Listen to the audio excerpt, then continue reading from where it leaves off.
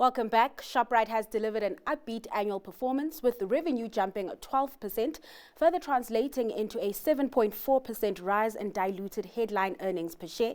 This was mainly boosted by market share gains from its core South African supermarkets division, where customers spent 21.4 billion rand more than the previous period. Joining me now is company CEO Pieter Engelbrecht. Pieter, thanks so much for joining us today. So let's start there. Continued growth from the group, even though at a slower pace. As we get started, just contextualize the year that was for us.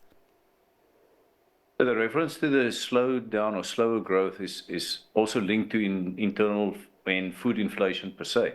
So last year, January, we come from a high of about 12-13% in inflation, as low as 3% in June. And that is mimicked this, if you look at percentages growth. Yeah. What is exemplary of that sales growth performance is that it's been double that of the total market. All right. So I see that customer visits for the period increased by 3.7%, and the average basket spend also increased. What does this say about the health of the South African consumer? Are we seeing consumers spending a bit more? So the first part of that is very good for us, is that customers or gaining in market share is a function of customers electing to come to our formats. So very pleased about that it's customers that vote with their wallets. We did not buy market share, so that is quite an important point to make. All right, now let's look at your costs. Total expenses are up 12%, a number of variables contributing to that. But I'd like to know whether the less bouts of load shedding prices have started reflecting on your balance sheet, because I guess there you'd start spending less on diesel costs, right? Yes, so if we talk absolute numbers, so the last financial year we spent 1.5 billion in that diesel expense to generate electricity. This year, that amounts to 792 million. So, although we have way less load shedding, which is great for the economy, we still have power interruptions. Either criminal activity in cable theft or substation blowing up or being blown up. It happens all the time. So, we must not discount it in totality. So, what we expected is that the savings will be dual. It will also drop in the bottom line, but also allow us to give better promotions, wider promotions. And we're at the stage now that we've reached an all-time high in the participation of promotional items to the overall basket. It's now in excess for the group of 35%. In some of the brands, even higher than that. Let's look at your African divisions. We know that, the South African supermarkets are performing quite well, but some of the African operations have been hit by hyperinflation. Take us through that. Yeah, the African story remains one of high inflation and devaluing currencies. So the hyperinflation country currently is Ghana, and the effect of that is technically that it prohibits investments, because with hyperinflation, you will incur a very high depreciation charge when you now invest capital for the future in terms of depreciation. The devaluation of the currency, Angola devalued 60%, Zambia, very stable country, devalued over 30%. So once we convert into rands, which is our reporting currency, there's very little left. And we've seen this play out in a number of companies' results, the likes of MTN also just going through it because of, the currency devaluations in the African countries they operate in. Let's get back home, looking at Checkers 60/60. Sales growth in sales slowed there from an increase of 81.5 to 58.1. What's behind the slowdown there? And is it something to actually be concerned about? Not at all. It is a factor of your growing base. So, to grow 100% on one is quite easier than to grow it on 100.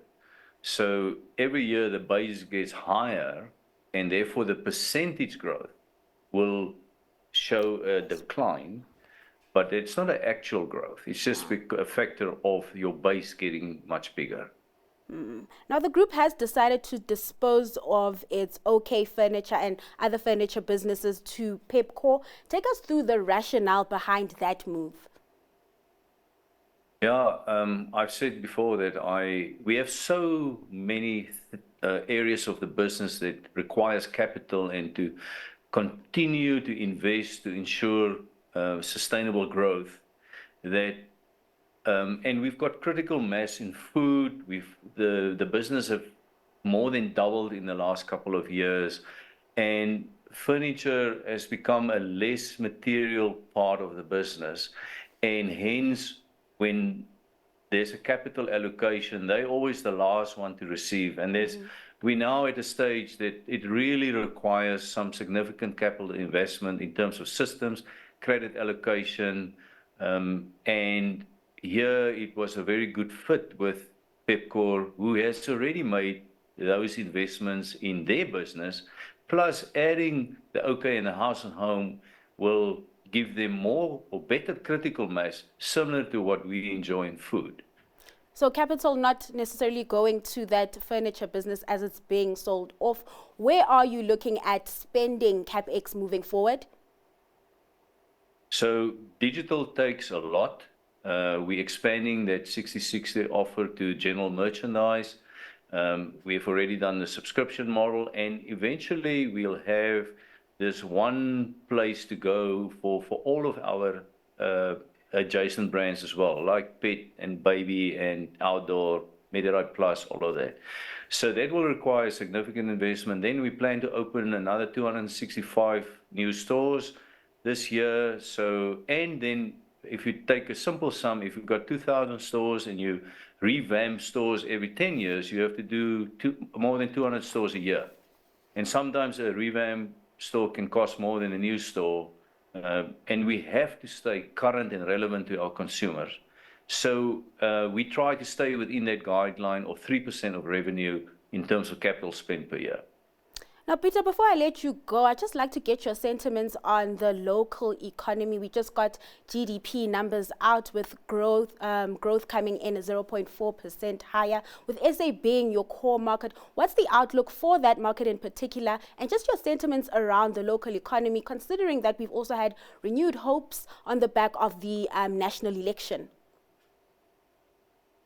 Yes, it is a great thing for South Africa to say we accepted the election result and we moved on from there.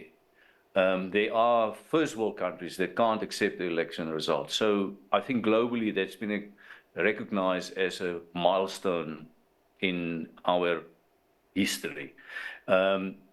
It's hard not to be positive where we are currently. Capital inflow in the country 3 times already that of 2023. There's talk about reduced interest rates. There's really a lot happening currently that bodes well for economic growth. That means more people to get jobs. That is what we require most urgently. And we have made the investments to capitalize on any green shoots in economic growth. Thanks so much for joining us, Pieter, and just taking us through the year that was for Shoprite. That was the CEO of Shoprite, Pieter Engelbrecht.